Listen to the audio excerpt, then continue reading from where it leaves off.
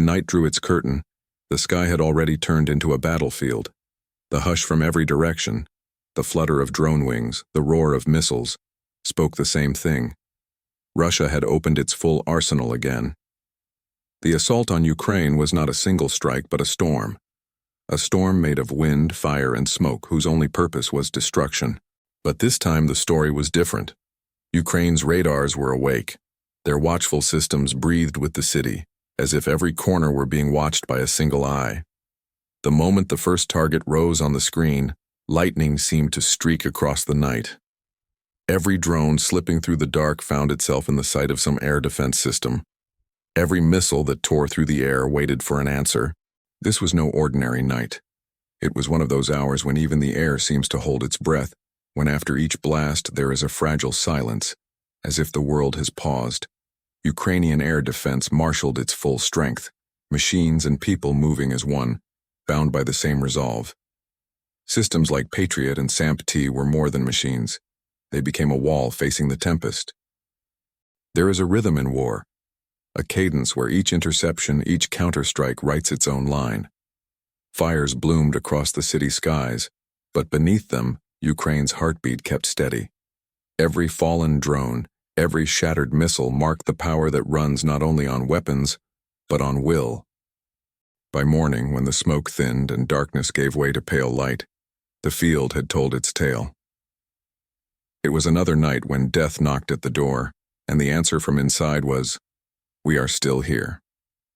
Ukraine had not only defended its towns, it had defended its honor and its spirit.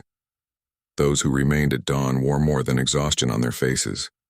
They wore pride. Some missiles reached their destinations. Some drones took their last breath and fell to the ground. But the true meaning of the night was this. However forcefully the enemy attacked, Ukraine's resolve answered with greater strength. This fight was not merely about technology. It was about a determination, a message that as long as courage lives, no arsenal can extinguish it. And as daylight spread across the horizon, the scars of the night began to show. The faint trails of smoke drifting like ghosts, the shattered fragments of metal scattered across fields and rooftops. Yet, among the wreckage, there was movement, life, resilience. Soldiers, exhausted yet unbroken, walked through the ruins of silence. Civilians stepped out of shelters, their eyes red from sleepless hours, but burning with the quiet pride of survival. Somewhere, a child pointed at the sky where black streaks still lingered, the marks of defense fire, and whispered to his mother that it looked like fireworks. She didn't correct him.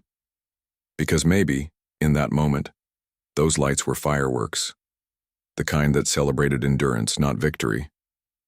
Ukraine had faced the kind of night that tests the limits of human endurance.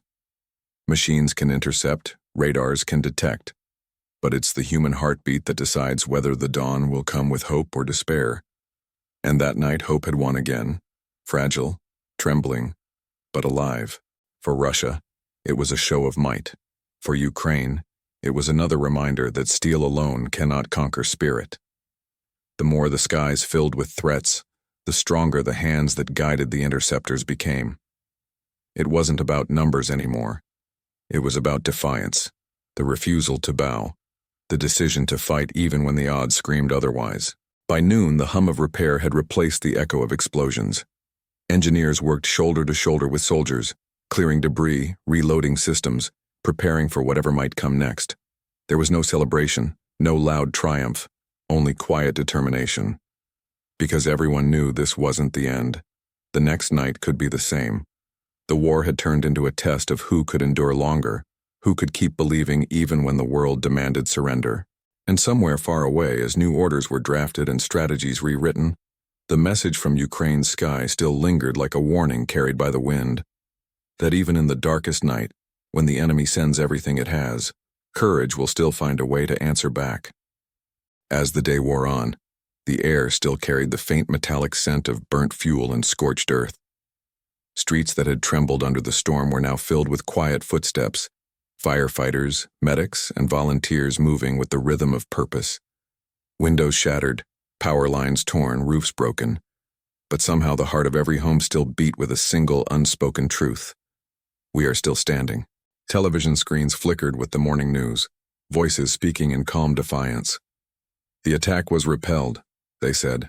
No exaggeration, no drama, just truth, simple and firm. Because for Ukrainians, survival had become more than a victory. It had become a daily ritual.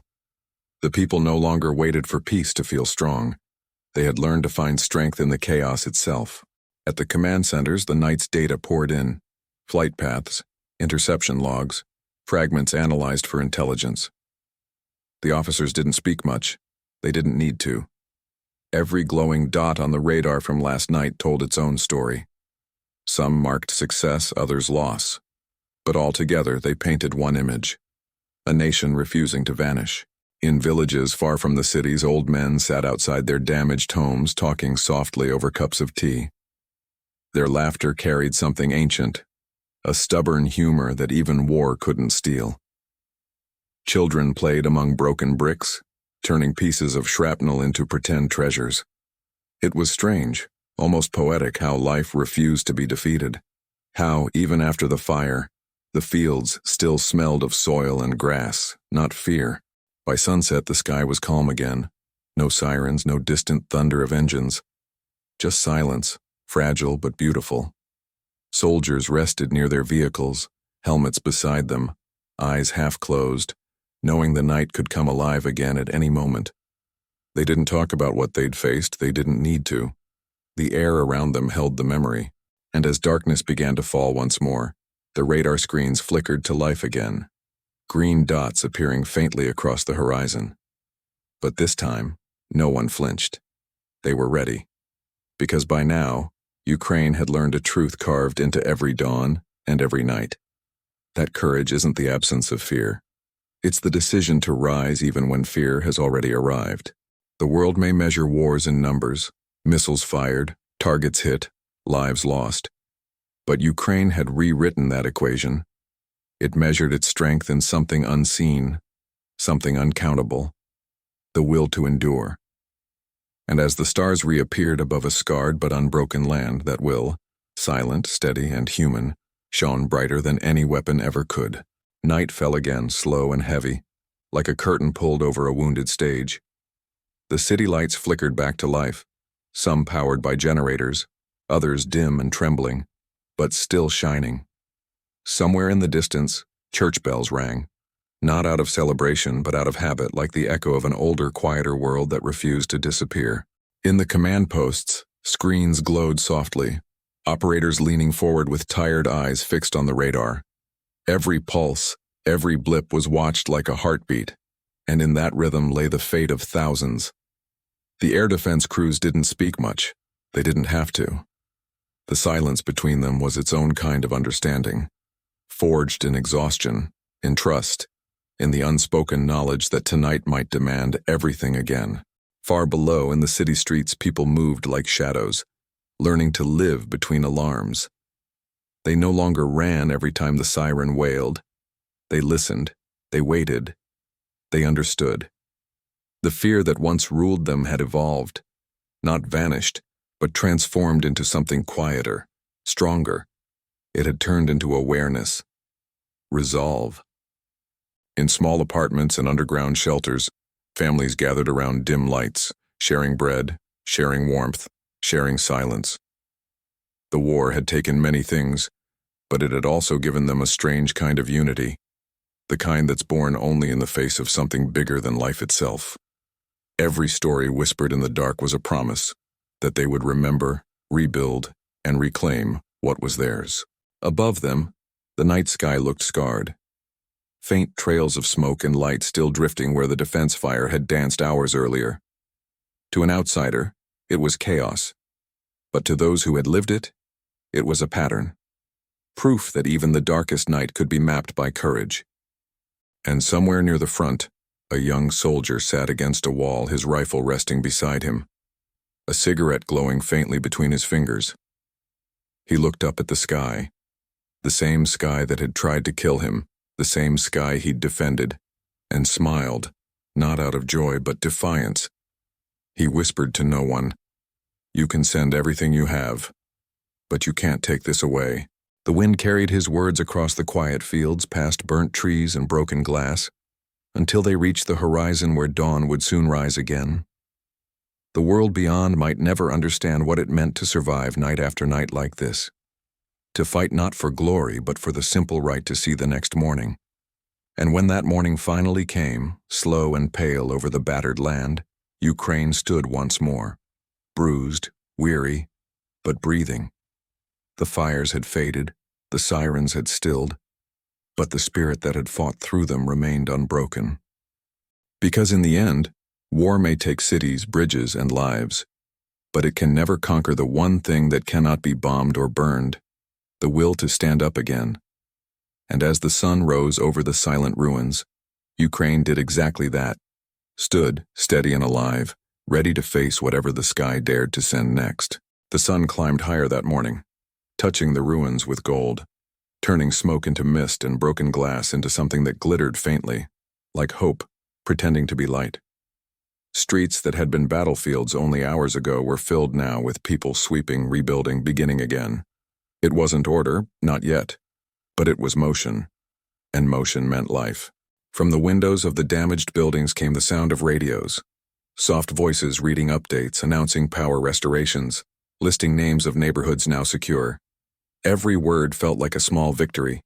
Every street cleared, every connection restored was a way of saying to the world, we are not done yet. In the countryside, near the places where missiles had fallen, farmers returned to their fields.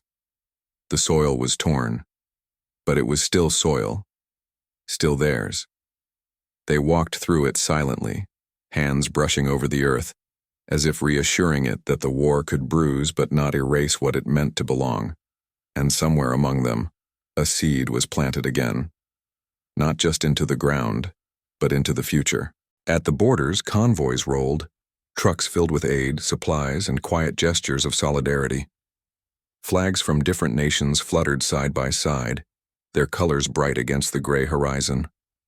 The world had begun to understand that this war was not just about lines on a map, but about the spirit of a people refusing to fade. Inside Kyiv, in a dim room lined with screens and maps, the commanders gathered once more. They didn't speak of victory, they spoke of vigilance. Their faces carried the kind of calm that only comes from surviving too many storms. They knew another would come, maybe tonight, maybe tomorrow, and they would be ready again. Not because they wanted to fight, but because they had no other choice but to endure. As evening approached, the city began to glow again, not from fire this time, but from the gentle lights of homes and cafes reopening. The laughter was soft, uncertain, like a melody rediscovering itself after too long. But it was laughter all the same. Somewhere in the heart of the city, a street musician played his violin on a cracked pavement. The tune rose and fell with the breeze, sad, haunting, beautiful. People stopped for a moment to listen. For a heartbeat, no one thought of war or fear or loss. They just listened to music that refused to die. And when night finally returned, Ukraine did what it had done every night before. Looked up, not in fear, but in defiance. The sky might bring more fire, more thunder, more trials. But the people had already learned something the enemy never could, that light doesn't vanish when the darkness grows. It only burns brighter. So they waited again, not for peace, not for rescue, but for dawn, because they knew, deep down, that as long as the morning still found them standing, breathing, unbroken, they had already won. They had,